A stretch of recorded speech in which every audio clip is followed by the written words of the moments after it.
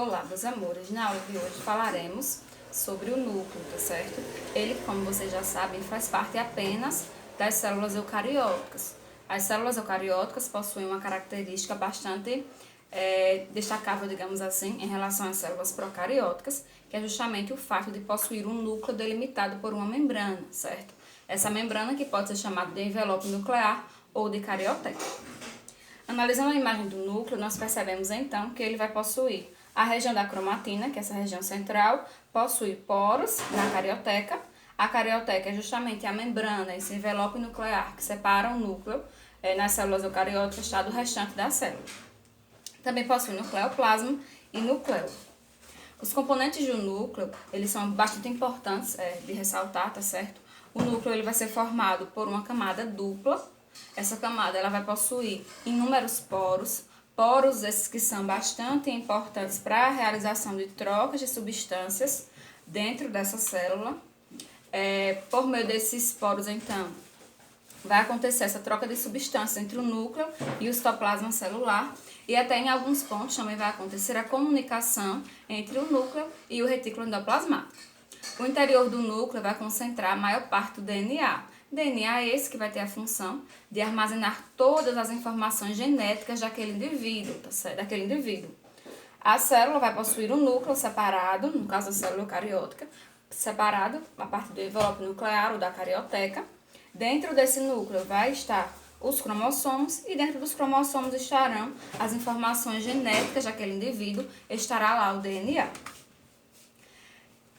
Tendo a sua composição cromatina, que é a associação entre DNA e algumas proteínas, tá? E um ou mais núcleos que são constituídos por RNA ribossômico ou RNAR. Esses dois elementos vão se encontrar mergulhados na matriz nuclear, que é uma solução aquosa e rica em proteínas, que é justamente essa região aqui deste núcleo. Vamos falar agora sobre DNA e cromatina e cromossomos. Falaremos de cada partezinha agora separadamente, tá?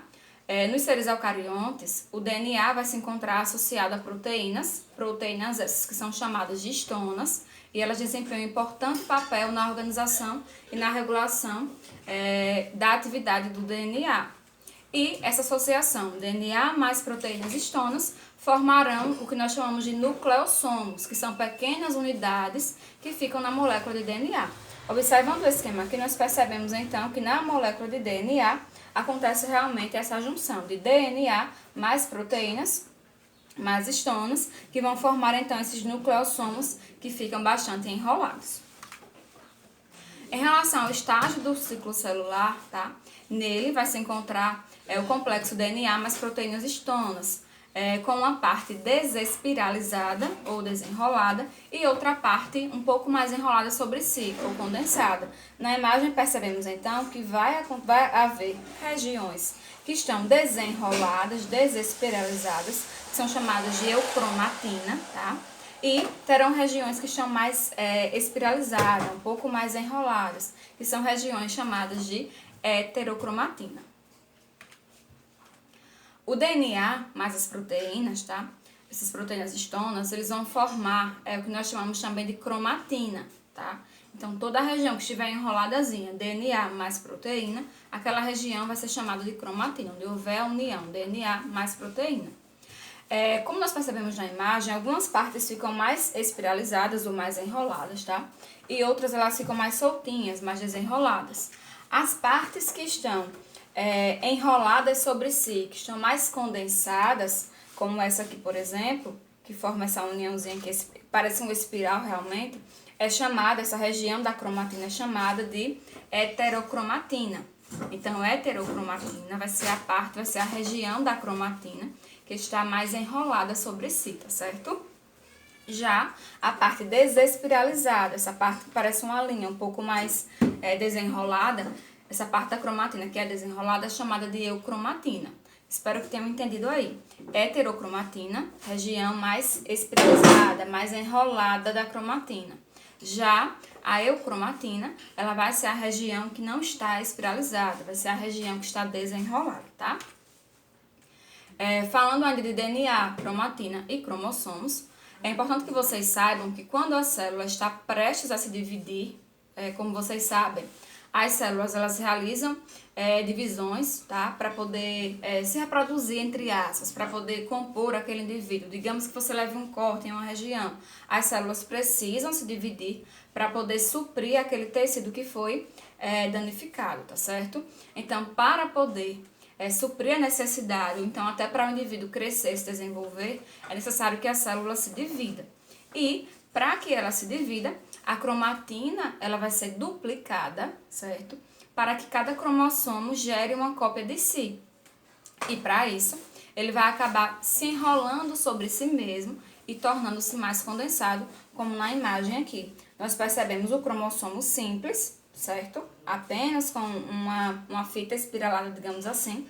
Mas para que haja a reprodução dessa célula, para que essa célula se divida, para que aquele indivíduo consiga continuar se desenvolvendo, crescendo, é necessário que aquele cromossomo ele se duplique, tá certo? E quando ele se duplica, ele é chamado de cromossomos com duas cromátides irmãs. Por que duas cromátides irmãs? Porque elas são feitas do mesmo cromossomo, então são idênticas. É por isso que se você pegar uma célula da minha perna e uma célula do meu braço, você vai encontrar as mesmas informações, se, claro, né, forem células do mesmo tecido muscular, por exemplo. Justamente pelo fato de todas as células do nosso corpo serem formadas originalmente de uma única célula, que é quando você era apenas um zigoto, digamos assim, antes de ser verdadeiramente um indivíduo, antes de ser verdadeiramente um feto. Mas, voltando para essa parte DNA e cromatina, o cromossomo ele vai duplicar o seu material genético, o seu DNA, certo? Então, vai acabar duplicando-se esse cromossomo e quando houver essa duplicação, vai ser chamado de cromossomo com duas cromátides irmãs. Lembrando que o ponto que vai ligar, vai prender esse cromossomo que foi duplicado, é chamado de centrômero e fica aqui geralmente no centro do cromossomo, dependendo da fase de divisão celular, tá?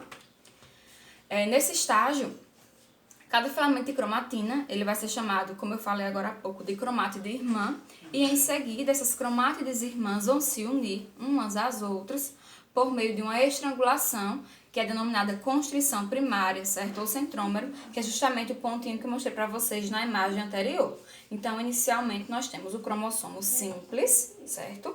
Esse cromossomo simples, ele vai duplicar-se.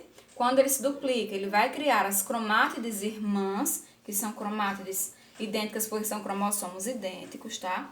Depois vai haver a divisão do centrômero, que era aquele pontinho central nessa fase de divisão, que juntava, que unia essas cromátides irmãs, para que depois você tenha dois cromossomos idênticos, duas cromátides irmãs, que são idênticas, tá? A estrutura formada por duas cromátides irmãs, unidas ainda pelo centrômero, é chamada de cromossomo, que é o caso da imagem anterior, e o cromossomo ele vai ser formado pelo centrômero, que é aquele pontozinho que une as duas cromátides irmãs, pelo braço do cromossomo e pelo telômero, que são essas partes aqui da extremidade do cromossomo. Os cromossomos eles são classificados de acordo com a posição do centrômero, tá? Quando o centrômero está um pouco mais acima, quase no finalzinho da extremidade superior do cromossomo, esse cromossomo vai ser chamado de telocêntrico, tá? Justamente pelo fato do centrômero estar na parte superior ali do cromossomo.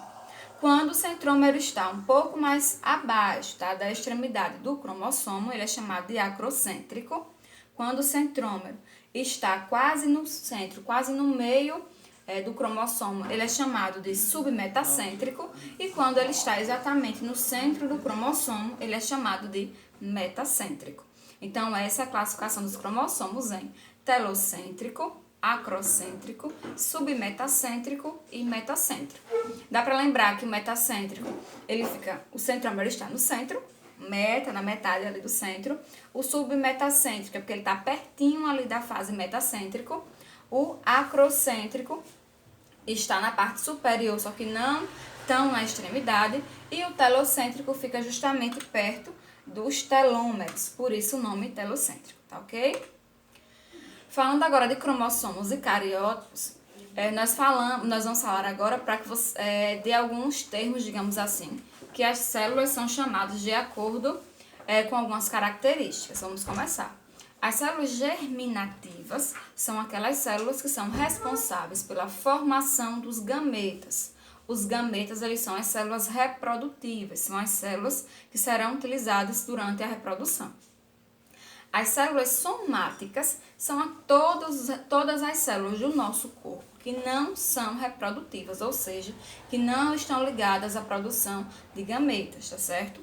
Os gametas da espécie humana são o espermatozoide, que é o gameta masculino, e o ovócito, certo? O óvulo, que é o gameta feminino. Aqui eu trago células para vocês que são células somáticas, que são todas aquelas células que não estão ligadas à reprodução, tá? Por exemplo, os neurônios, que são as células do sistema nervoso, as hemácias, as células do tecido muscular, enfim, várias e várias células que não estão ligadas à reprodução, não estão ligadas à produção de gametas, então por isso são células somáticas. Só para recapitular, células somáticas não estão ligadas à produção de gametas, não estão ligadas à reprodução. Já as células germinativas são aquelas células ligadas à produção de gametas, são ligadas à reprodução. As células somáticas, elas são células diploides. Por que o nome diploides? Porque elas têm duas fitas de cromossomos, duas fitas de DNA, tá? Células diploides, pelo fato de possuírem duas fitas de DNA. Elas vão possuir um conjunto completo de cromossomos e, por terem duas fitas de DNA, as células diploides também podem ser chamadas de células 2N. Tudo bem até aí? Como vocês já sabem, as células somáticas não estão ligadas à reprodução. Por isso, elas vão possuir duas fitas de DNA, certo? São células 2N. As células germinativas também são diploides, tá certo? Mas elas conseguem originar os gametas, e os gametas são células haploides. Por que células haploides? Porque elas têm apenas uma fita de DNA. Professora, por que é que os gametas só têm uma fita de DNA, certo? Enquanto as demais células do nosso corpo possuem duas fitas de DNA? Porque na reprodução, na fecundação, vai acontecer a união entre o espermatozoide e o ovócito. As células diploides, elas possuem 46 cromossomos, tá? Que são justamente as duas fitas completinhas ali, uma fita ligada à outra. A primeira célula que vai gerar o indivíduo, que é chamado de zigoto, essa célula vai ser resultado da união entre o espermatozoide e o ovócito. 23 cromossomos do espermatozoide mais 23 cromossomos do ovócito formarão os 46 cromossomos, formarão as duas fitas de DNA daquele indivíduo. Então, se os gametas, que são as células reprodutivas, tivessem 46 cromossomos cada uma, não daria certa reprodução. É por isso que eles são células haploide ou células N, com uma única fita de DNA, que depois, posteriormente, quando estiver na hora da reprodução, certo? Vai haver a junção das informações genéticas do seu pai, que estarão aqui nesses 23 cromossomos, mais as informações genéticas da sua mãe, que estarão aqui nesses 23 cromossomos do óvulo ou do ovócito. Unindo as duas informações, estará um novo indivíduo com informações genéticas hereditárias, tanto do pai quanto da mãe. Os cromossomos, certo? Eles são classificados em cromossomos sexuais e cromossomos autossômicos.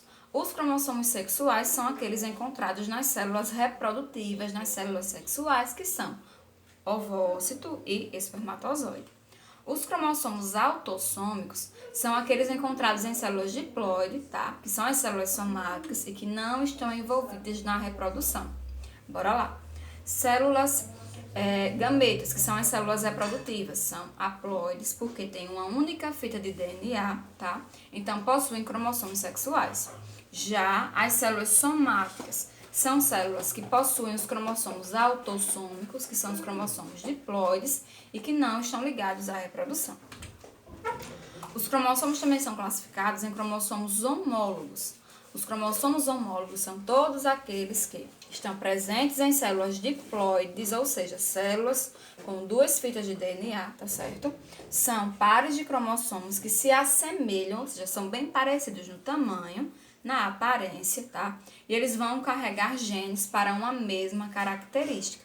Então, os genes que carregam informações para uma mesma característica são chamados de genes alelos. Então, os cromossomos homólogos são todos aqueles que possuem genes alelos, tá? E que possuem a mesma aparência e o mesmo tamanho.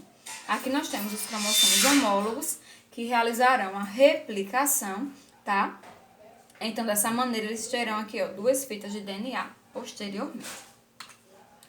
As células somáticas humanas, que são aquelas células diploides que possuem 46 cromossomos, não é isso? Há 46 cromossomos nesse tipo de célula, sendo 23 pares de cromossomos homólogos, ou seja, com a mesma característica, o mesmo tamanho, tá? E desses 23 pares de cromossomos, 22 são cromossomos autossômicos, que são identificados de 1 a 22, certo? E no último parzinho ali de cromossomos daquela célula eucariótica, nós encontraremos um par que vai compreender os cromossomos sexuais, X e Y, que são os cromossomos que dirão qual é o gênero daquele corpo, se é um menino ou se é uma menina, tá ok? Aqui eu tenho os cromossomos, que vocês podem ver, enumerados de 1 a 22. E por último, nós temos os cromossomos sexuais, que são classificados em X e Y. Nesse caso aqui, eu vou ter uma fita de DNA de cromossomos masculino, tá? Como é que eu sei que aqui é um homem? Porque ele vai ser formado por um par de cromossomos X e Y. X, Y, homem. Se fosse X, X seria mulher, tá certo? Meus amores, nossa aula vai finalizar por aqui. Tenham todos um bom estudo, se cuidem e até a nossa próxima aula. Tchau, tchau.